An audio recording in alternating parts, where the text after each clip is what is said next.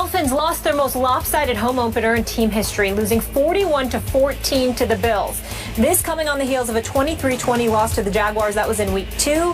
Here is head coach Joe Philbin after the loss. It's the third game of the season. I mean, I wish we were playing better, but we are what we are right now. We're going to take a look at the tape and look into everything we're doing and make decisions that can help us become better quicker. I mean, there's no magic potion. If I had a magic potion, I would have brought it out earlier. Going into the game, we were 5th in the NFL in scoring defense. Obviously, we're not going to be that coming out of the game, and we didn't play very well on defense today whatsoever, and we have to do better. Stephen A., is it time for Philbin to go?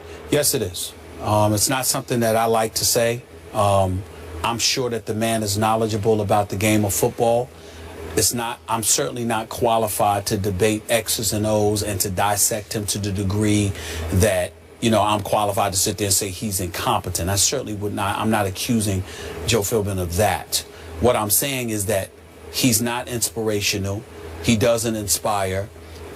This team has never been 8-8 under his stewardship. This is his 4th season. He was 7-9 the first year, 8-8 the second year, 8-8 the third year, and now here they are. They have looked bad all 3 games, including their opening victory of the season against the Redskins. I just look at him. They're uninspiring at all. Now, everybody's been pointing the finger at Ndamukong Suh. I see effort. I see him I'm seeing him get double-teamed. I'm seeing him get triple-teamed. I thought Cameron Wake would do a better job playing alongside him on the line. That isn't taking place, and they absolutely positively can't defend against the run because they're ranked 30th in rushing. And Tyrod Taylor and those boys did their thing. But Philbin got out-coached yesterday. Rex Ryan, and they just confused him. They ran the ball when he thought they would pass.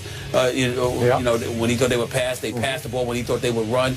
And Philbin just seems to be anemic, just totally lifeless when it comes to really inspiring these guys to play some daggone football. And that's a very, very big thing in the sport of football. It can't just be about X's and O's. You watch Bill Belichick. He seems to speak these guys' language or get them to speak his. I agree. Philbin doesn't do that. There are some people who are meant to be coordinators. That is Joe Philbin. He needs to go. They need a new head coach, and they don't need to wait until the end of this season. Stephen Ross, who had Warren Buffett in attendance with him when they were down 27-0 in the first half and let the Buffalo Bills pile up 200 yards in the first quarter, he needs to get a new coach quick, fast, and in a hurry. I agree with you. They were also fortunate to virtually steal game 1, week 1 at Washington with a 4th quarter punt return. Remember that? 17-10. I'm going to go to the quarterback too, because I do blame Philbin somewhat for hitching his star and that franchise to Ryan Tannehill. And I've told you since before the draft, I don't love him. I'm not sure he's going to lead you to any promised lands anywhere. Yesterday, his QBR scale 0 to 100 was 12. Tyrod Taylor's was 95. Yes. Now, they ran into a Buffalo buzzsaw that is going to buzz through a lot of people this year, except for the New England Patriots. But in this case, they gave up, that defense, anchored by Suh, gave up 428 yards and 41 points. But meanwhile, Tannehill doesn't help you because he throws 3 interceptions. So first half. Yeah, and you're going to lose. You're going to get blown out at home if you're going to throw 3 first half interceptions in your home opener. The handwriting is all over the stadium wall that it's time for Philbin to go. But I thought it was before this year even started. You did, and the bottom line is this. South Beach and the folks down there in Miami don't want him there. Let's just call it what it is.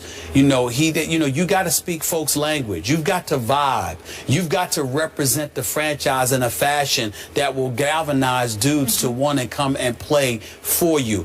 And Ndamukong Suh is being double and triple teamed, Skip. I'm not saying he's flawless by any stretch. He only got 3 tackles on the season. I mean, come on now. But the fact of the matter is that he needs some help. And he ain't getting it. No. 7-year playoff drought down there in Miami. You know who really loved this one? Charles Clay and Richie Incognito, I'm sure. Extra sweet for them. Baseball became baseball for the Nats yesterday as Bryce Harper and Jonathan Papelbon got into it. Big deal, no deal. Wow. We'll discuss that next. Improved to 3-0 with a 24-12 win over the Lions. Peyton Manning threw for 324 yards and 2 TDs. It was his 164th career game with multiple touchdown passes. No surprise, that's an NFL record. 2 wins were against playoff teams from last year. Both the Ravens and the Lions were in the playoffs. Skip, did this game end the questions about Peyton Manning? There's been so much speculation about him this season. Stephen A., silly me, I thought those questions got laid to rest back at Kansas City when Peyton, in the last 2 minutes, 27 seconds, led that team 80 yards in 10 plays, including the 19-yarder to Emmanuel Sanders that won the football game against their arch rival in one of the loudest outdoor venues in the world. And yet, it seemed like NBC's storyline all last night was, could this be the end? Could this be the end of Peyton? Obviously, Chris Collinsworth said, that's a bunch of baloney.